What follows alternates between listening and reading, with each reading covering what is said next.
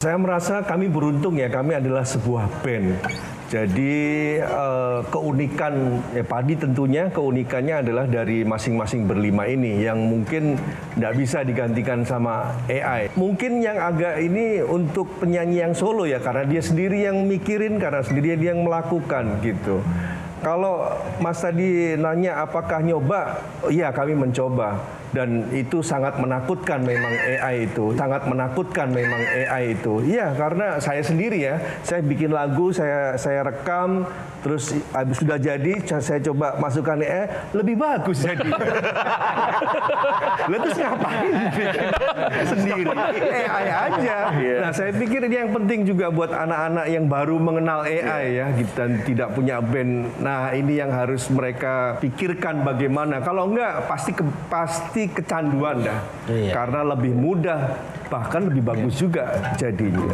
Tapi secara soul gitu ya, consciousness ya namanya, apa, kesadaran,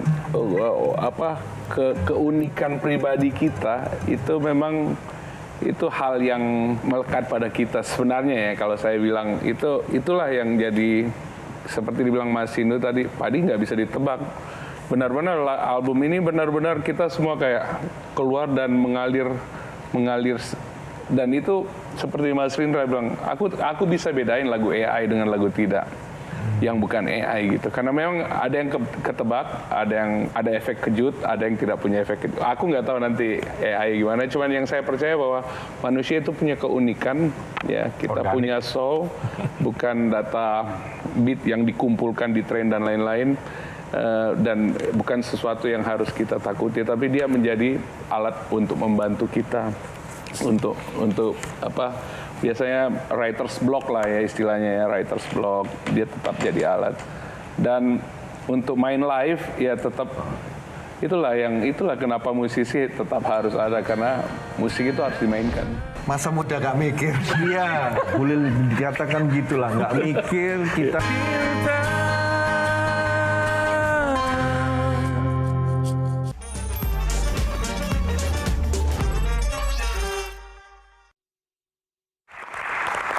Baik, sudah 28 mau digaungkan kembali ini. Tapi setelah 28, mimpi Padi yang lain apa yang akan dicapai dalam waktu dekat setelah album rilis, 28 konser juga sudah terjadi, apalagi? Ini kita konser 28 di copy paste di beberapa kota di Indonesia.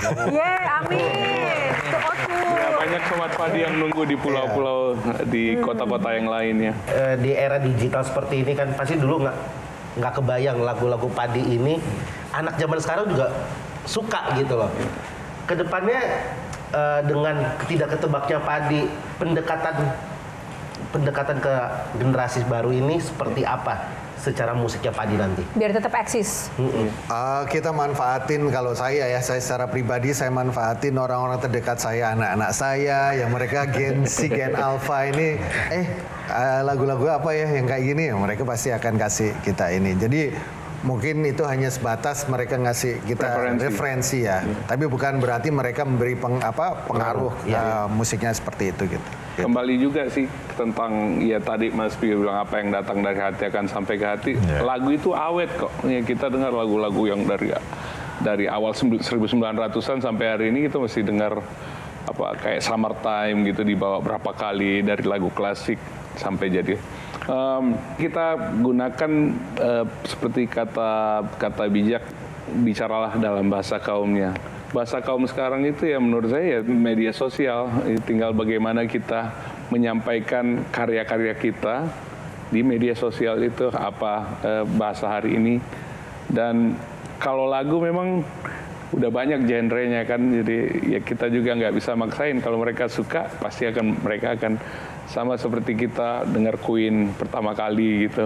Memang kita nggak pernah nonton Queen, tapi kita langsung jatuh cinta setelah mendengar Queen. Mudah-mudahan dengan cara itu kita bisa menyambung dengan generasi-generasi yang ada sekarang. Nah, eksistensi seorang musisi atau sebuah kelompok musik begitu kan itu juga dipengaruhi masalah politik dimanapun mereka berada ya. Nah, sejauh ini dari 28 perjalanan ini, Padi sempat merasakan pasang surut karena ada efek-efek dampak politik nggak? Atau mungkin dari personil Padi ada yang ingin masuk ke dunia politik? Nah itu pernah nggak mengalami fase-fase itu? Ya masing-masing kan punya kawan yang seangkatan yang sudah jadi DPR ada di pemerintahan. Cuma kalau saya sendiri, saya lebih tertarik di belakang layar. Maksudnya kita nggak harus jadi masuk ke pemerintahan atau di DPR atau gimana untuk kita bisa untuk dari komunitas juga bisa gitu.